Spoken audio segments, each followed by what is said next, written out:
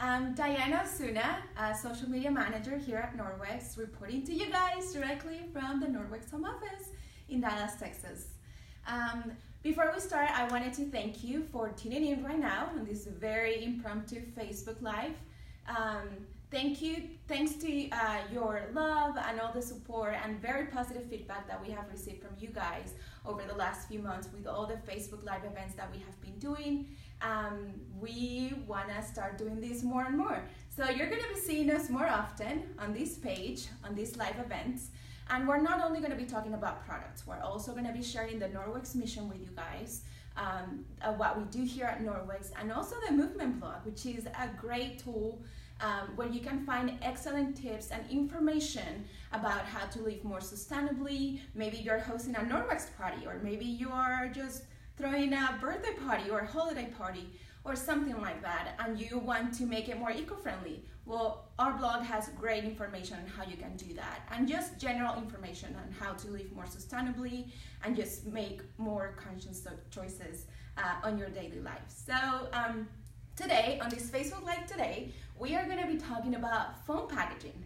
And why do we think that foam packaging is not so good for us? Well, it's actually not, it's not biodegradable, it's not sustainable at all, and it actually is not easy recycled.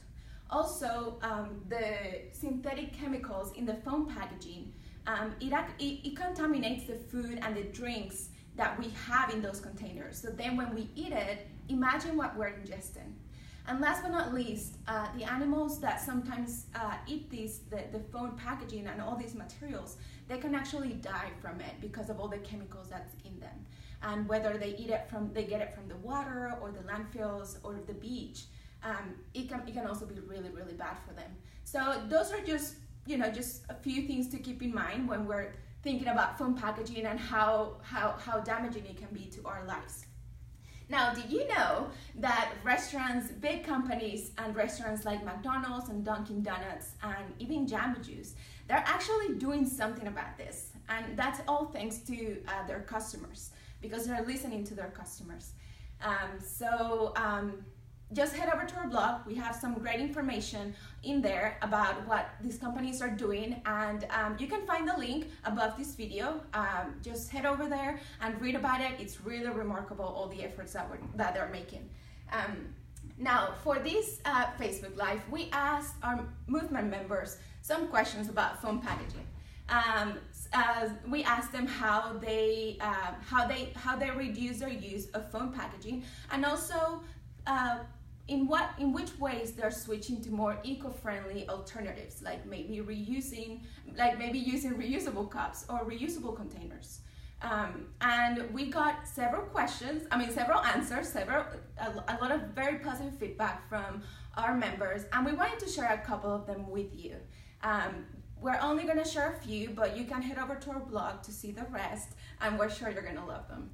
Now, one of our favorites came from Teresa Miller.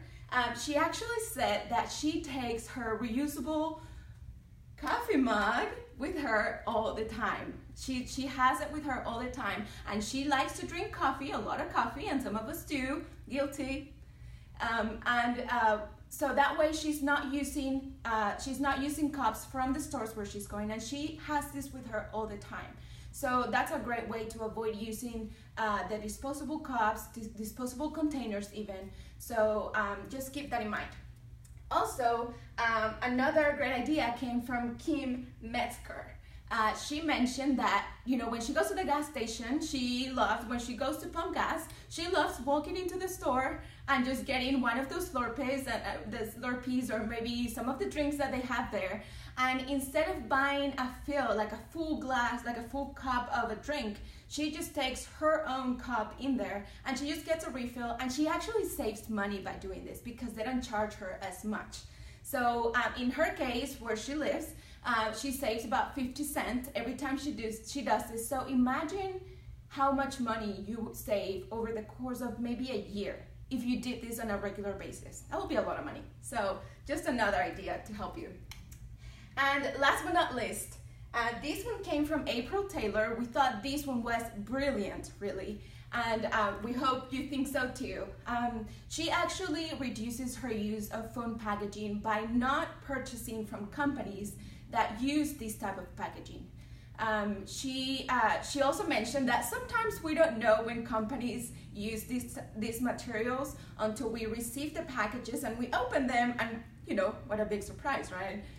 So in those cases, if that happens to you, you can always just take it to your local shipping store, where sometimes they have all these different initiatives where they reuse these materials, so it's not wasted.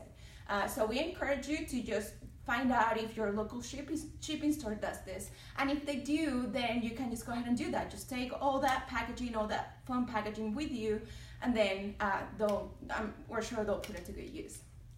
Now, that's all we have for now, but we encourage you to head over to our blog. Again, click on the link that's above this video, and then you can find a lot more suggestions like these 3 that we just shared. They really are great, and we thank our movement members for participating in this really fun discussion and for just sharing their ideas with us.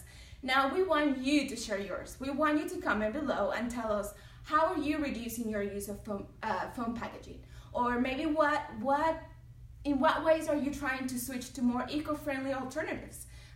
Like not using plastic, or like maybe just reusing. So just share your comments or your ideas below. We would love to hear from you. And before we go, we want to do something fun. We want to challenge you to go to our movement blog. We're going to share a link in the comments below in a minute. That's going to take you to our carbon footprint calculator on our movement website. That tool is going to help you estimate just how much carbon footprint you put out there with your daily activities. You're going to answer a few questions. And then once you do that, you're gonna get either a smiley face or a sad face after you take the quiz. So we encourage you to come back to this page and tell us what you got. Whether you got a smiley face or a sad face, tell us below, and then let's just have some fun. So do that, and we'll see you next time. Thank you, guys.